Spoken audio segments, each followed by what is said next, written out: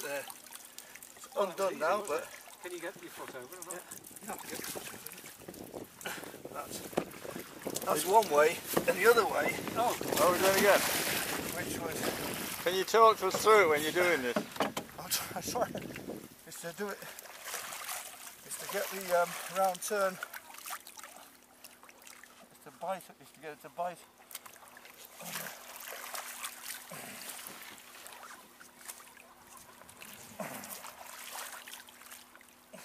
Getting it to bite on itself there, I think. How many times are you wrapping it round your foot? As many times as I can get it. So I've got it lots, as many times as I can get it. Yeah. Brilliant. And it's just given there. Where's this come off? How many, what do you have, half a dozen? About that, yeah. As many as I can get. More than 3 or 4. I would say a good half dozen is your minimum. So I think next thing to do is to measure the ropes. Give some DCA directives as to what length we should use.